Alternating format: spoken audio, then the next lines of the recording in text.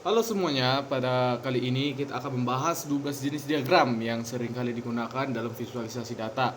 Jadi setiap diagram memiliki fungsi dan kegunaannya masing-masing, sehingga penting buat kita memilih diagram yang tepat agar informasi yang disampaikan bisa dengan jelas. Jadi saya akan menjelaskan ke-12 diagram itu. Mari kita tinjau satu persatu. Yaitu yang pertama, diagram chart atau bar chart. Diagram batang digunakan untuk membandingkan kategori dalam bentuk batang, vertikal atau horizontal. Misalnya membandingkan jumlah mahasiswa per jurusan, penjualan produk per bulan, semakin tinggi batangnya semakin besar juga nilainya. Dan diagram batang itu seperti ini. Yang kedua, line chart atau diagram garis. Diagram garis cocok untuk melihat perubahan nilai dari waktu ke waktu, misalnya tren jumlah pengunjung website dalam 12 bulan. Grafik ini memudahkan kita melihat naik turunnya secara beruntun, dan contoh gambarnya seperti ini. Yang ketiga, pie chart atau diagram lingkaran.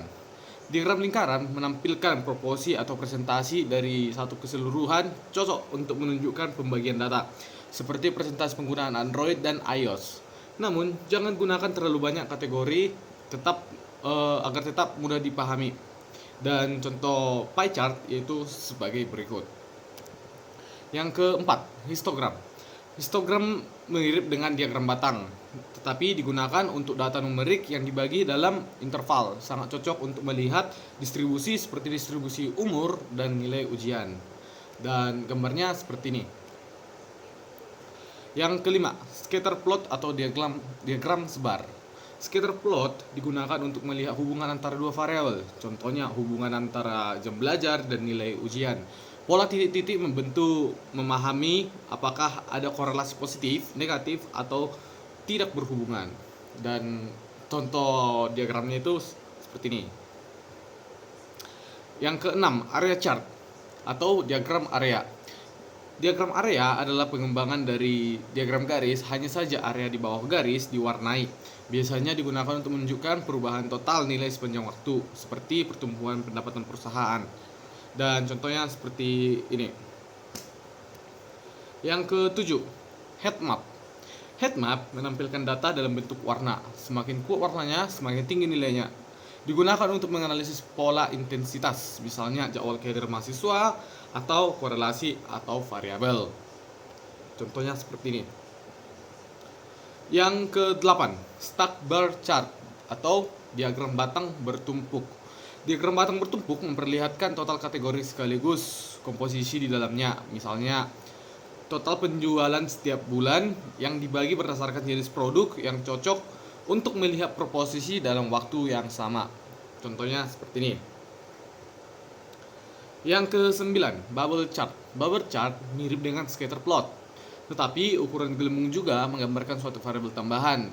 Jadi ada 3 variabel dalam satu grafik, biasanya dipakai untuk analisis ekonomi atau bisnis. Berikut contohnya.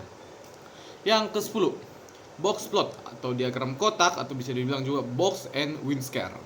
Box plot digunakan untuk melihat sebaran data dan mendeteksi outlier. Diagram ini menunjukkan minimum, maksimum, median, kuartil, dan data ekstrim. Cocok untuk statistik deskriptif. Seperti ini bentuk dalam box plot.